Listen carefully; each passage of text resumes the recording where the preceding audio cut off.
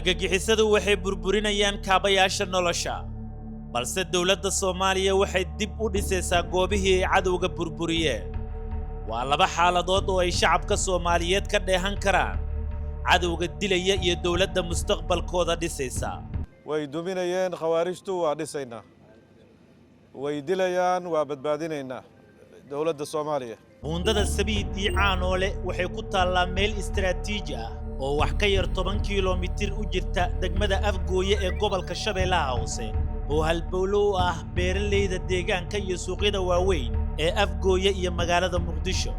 kooxda argagixisada ee Al-Shabaab oo muddo kooban ku dhuumaalaysanayay deegaanka waxay si ula kac ah u burburiyeen buundada oo ujeedkooda ugu weyn uu ahaa hakinta isu socodka dadweynaha iyo burburinta kaabayaasha dhaqaalaha iyo in ciidanka xoogga dalka Soomaaliyeed aysan u soo gudbin deegaanka oo ay baqdin ka qabeen inay ka xoreyn doonaan 22 Juun ee sanadkan 2025 ciidanka xoogga dalka Soomaaliyeed oo garab ka helaya ciidamada Uganda ee qaybta ka ah howlgalka AUSOM ayaa bilaabay howlgal qorsheysan oo loogu magac daray duufaanta aamusan howlgalkaas waxaa lagu xureeyay Sabiid iyo Caanoole iyo deegaano kale oo muhiim ah oo ka tirsan gobolka Shabeellaha Hoose ciidamadu waxay jebiyeen dhufaysbeenaadkii iyo godadkii argagixisadu ay ka qodeen meelaha laga soo gala deegaanka waxay ku guuleysteen inay isu furaan wadooyinkii ay argagixisadu jareen guusha howlgalka ayaa dib u furtay wadooyinkii muhiimka ahaa waxayna u gogol xaartay bilowga dib u dhiska kadib xoreynta dawladda federaalka Soomaaliya oo kaashanaysa dawladda Turkiga waxay si degdeg ah u hirgelisay mashaariic dib u dhis iyo dayactir si bulshada ay argagixisadu ka dumisay guryahoodii dib loogu soo celiyo noloshoodii caadiga ahayd muddo 6 bilood kadib wafdi ballaaran oo uu hogaaminayo wasiirka gaashaandhigga xukuumadda federaalka Soomaaliya Axmed Macalin Fiqi iyo wasiirka arrimaha gudaha Cali Yuusuf Cali Xoosh ayaa xariga ka jaray buundada Sabiid iyo Caanoole kadib markii dib u dayactir lagu sameeyay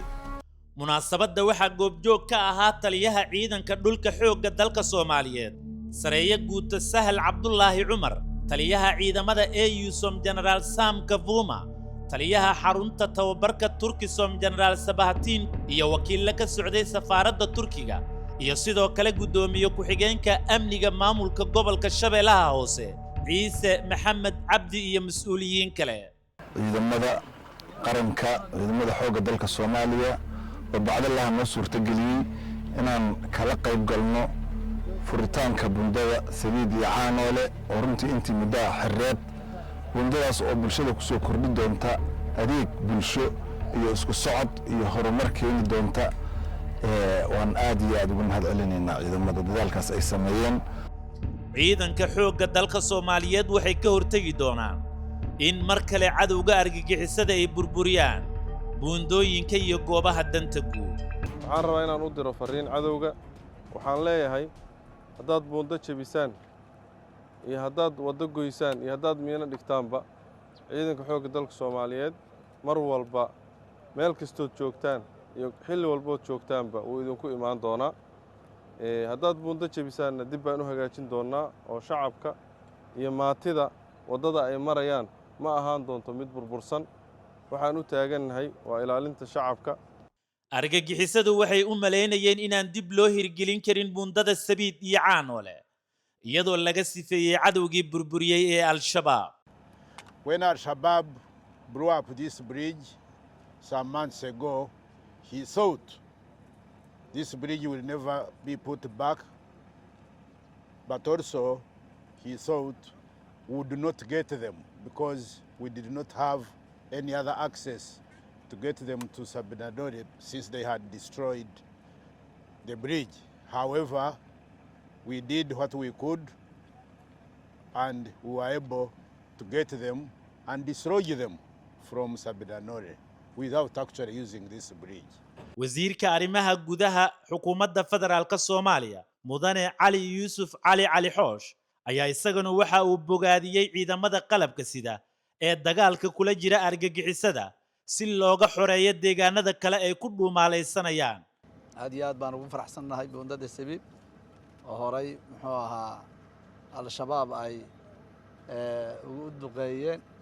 u burburiyeen inaan maanta halakan laga furo iyadoo dib loo habeeyey mar kasta oo meel la xoreeyo xasilin baa daba socota in deegaamadii wax laga qabto wax laga hagaajiyo haddii ilaahidankeeda baa daba socota meeshii aad qabataanna waanu hagaajinaynaa dowladda iyo barnaamijka xasilintuna waa daba soconayaan wasiirka gaashaandhigga xukuumadda federaalka Soomaaliya mudane Axmed Macalin Fiqi waxa uu mahadceliyay Turkiga iyo ciidamada Uganda ee gacanta ka geystay dib u dhiska isagoona ballan qaaday in dowladda ay dib u dhisi doonto dhammaan buundooyinka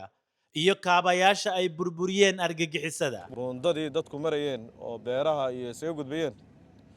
ayay kooxahaasi duminayaan wax iimaana iyo wax islaamnimo inaysan lahayn meeshaasay ku caddaa yay ka dumiyeen yay u dumiyeen yacni dhibaatada dadka ayay ka shaqeeyaan kamana shaqeeyaan dad iyo caasimadda keliya meel kasta tuulooyinka xitaa waa kuwaas ah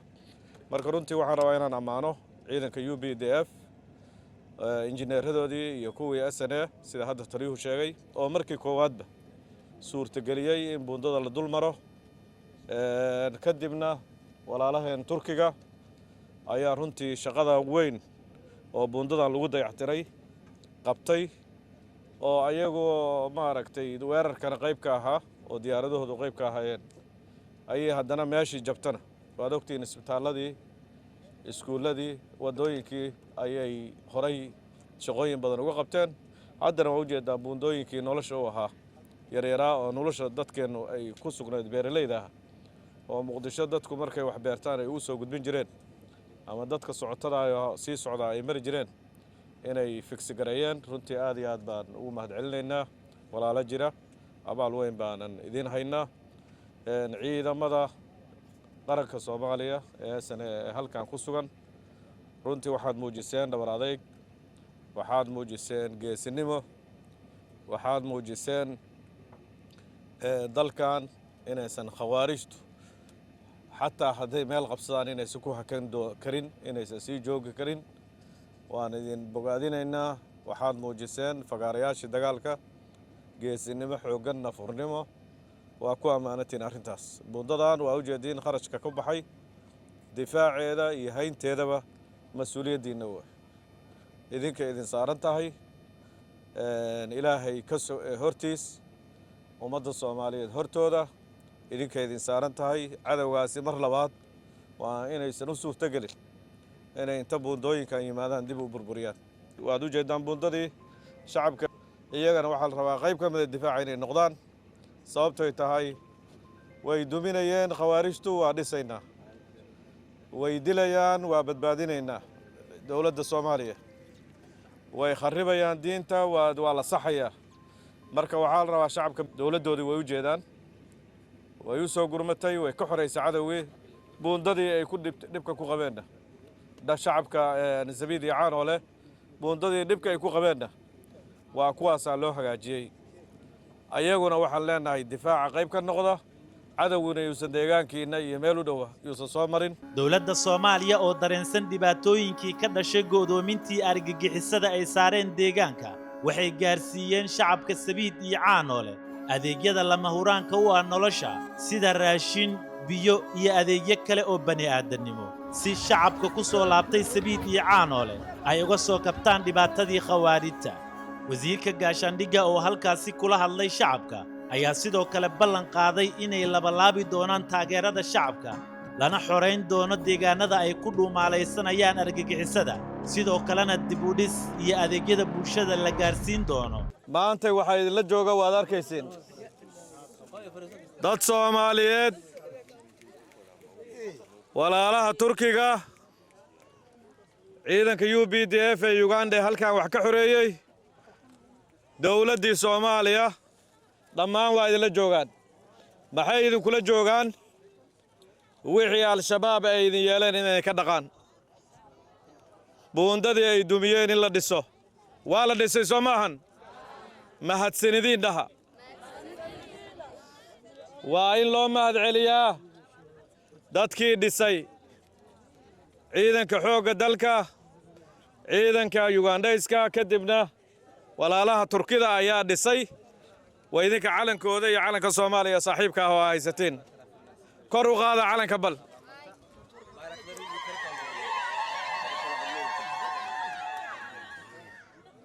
waxaa laydinka rabaa haddii magaaladii laydin xoreeyey magaalada waa dayactir wasiirka arrimaha gudaha guddi buu soo diri doonaa wixii ay shabaab burburiyeen iyo dhulkay qodeen oo dhan la aaso raashin laydin siiyey daawadiina dhakhaatiirtii waa idiin joogaan waxaa idiin dhiman marka qof inta fadhida oo wiilkeedu al-shabaab ka tirsan yahay miyaa jira maya kor ha loo yidhaahdo qofkii uu ka tirsan yahay ha la sheego ciidankaa loo sheego kuwaas wax lagu biira ma ahan waa cadaab soo maaha waa dhibaato soo maaha waa qaxar soo maaha waa abaar soo maaha waa burburiyaal soo maaha dadkaas yaan lagu biirin yaan loo dhowaan guulaysta ciidankaa lala shaqeeyo iskuul carruurta ma dhigtaan iskuul ma dhigtaan